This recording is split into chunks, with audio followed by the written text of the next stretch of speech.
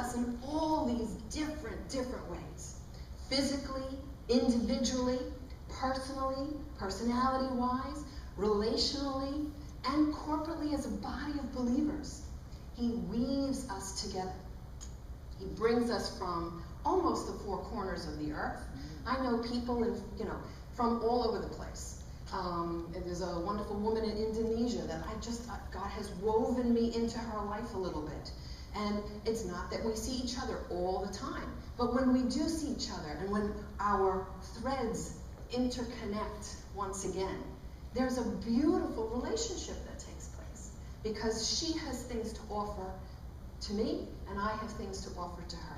And that is what, just like a potluck dinner or an event where everybody's asked to bring something to the table, that is what we do. We bring of who we are to the table. And interestingly, there's a process that takes place that gets wool to a textile. Has anybody seen a sheep sheared? Okay.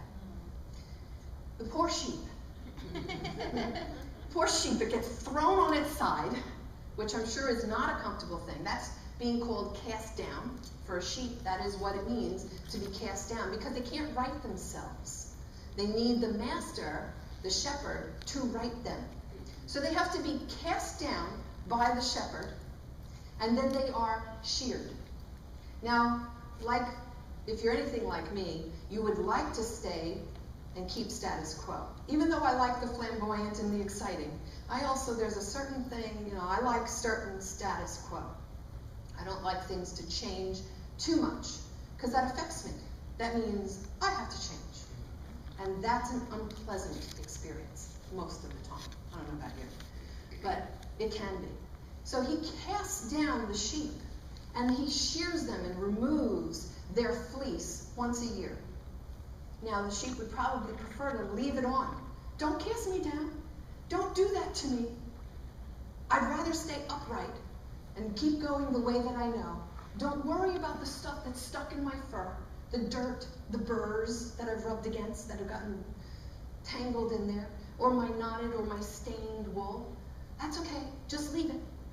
But no, he's good, and he casts us down. And then they prance away excitedly because they're free of the weight of that year's worth of dirt and overgrowth. Okay? And so then there's this process of the shearing. After the shearing takes place, there is what's called the sorting. And in the sorting process, they take out from the wool the stained or the damaged hair, the damaged wool. And that's removed and discarded completely. Then they sort it according to color. They sort it according to the length or the curl, the crimping of the particular area of the wool, whether it's the shoulders, the backs, the belly, or whatever. The fineness, the strength of it. So that's separated and put into areas. Then it's scourged. Anybody ever been scourged? Anybody ever have to go through those times where you know the Lord is dealing with your heart and he has, he's sheared you, he's cast you down, he's sheared you, so he's lightened your load a little bit, and now he's sorting things out in your life a little bit, and now he scourges. And the scourging is done with detergents that the wool is actually washed with to clean the wool, to get rid of the sand and the grit and the dirt and the soiling that comes naturally from being out in the world, in the dirt, day in and day out, sleeping in it, laying in it, drinking muddy water, whatever it is. And so he cleans the wool through this scourging process. After that, it is then carded. You'd think that that was enough. All right, Lord, you've done all these things to me. You've sheared me. You've sorted things out in me, and now you've washed me with your detergents, your word, your living word, and the edification and equipping of other saints. Great. Now that should be enough, right? I'm done? No. Then there's this carding that takes place. And if it's done by hand, which is what I have seen done, It's a card about that big. All right? There's 2 of them with a handle. And on one side of them are all these tiny little tin, not needles, but pins. Very fine little pins. Almost like anybody brushed their dog with one of those fine little, brushes, right?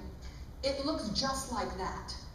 And they take the wool, the clumps of wool, and they put it on one of the cards, and then they take the other card and they rack against it, pushing the 2 apart. And what that does is that detangles the wool and aligns it so that it's all going in the same direction. And then they create what's called ropes, nice long ropes. And now it's fine, and it's all going in the same direction. And it's beautiful, and it's clean, and it's soft, and it's fluffy, and it's workable. And then it's spun. Anybody ever get spun? Spun by the Lord. There are times, I think of the potter's wheel, and where your life may seem like it's spinning. It's spinning almost out of control. God, you've got me, I'm being spun around in circles. I feel like I'm losing control. But just like on the potter's wheel, and just like that rope, it gets spun and twined together, and it gets put on something, on a spindle. But it's being done by the master. He knows what he's doing. There's a lot of times when we feel our world is spinning, but that's okay. As long as you're on the potter's wheel, that means you're in his hands. Okay? So it's a good thing. And as long as he's the one doing the spinning, your yarn, your wool is getting spun onto a spindle that will eventually become a raw material that is usable for a tapestry, a blanket, something that's crocheted. Something beautiful, something that we can use, right? Something that becomes effective. Our lives, a lot of the time, we come to Christ and we look like this.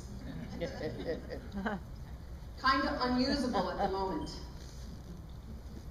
It's been torn, it's been pulled, it's been knotted. There's all kinds of things that have happened to it along the way.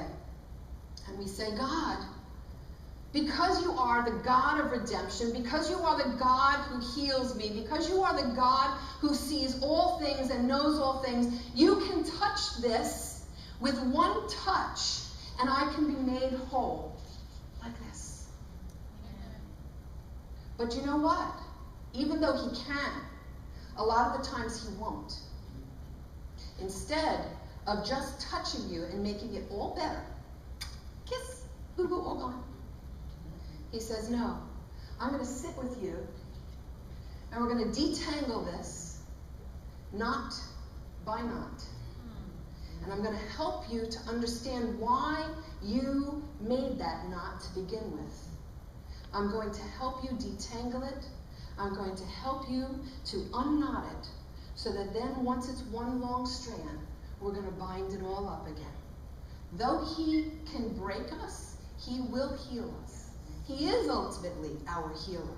But a lot of the times in the process, we're feeling cast down, scourged, carded, spun. But he wants us to know that ultimately his purpose is to create this beautiful tapestry that displays what? A picture of a message to the world that displays his character, his attributes, who he is and what he can ultimately do. And that is his purpose for interweaving and knitting together the hearts in a fellowship. Locally, globally,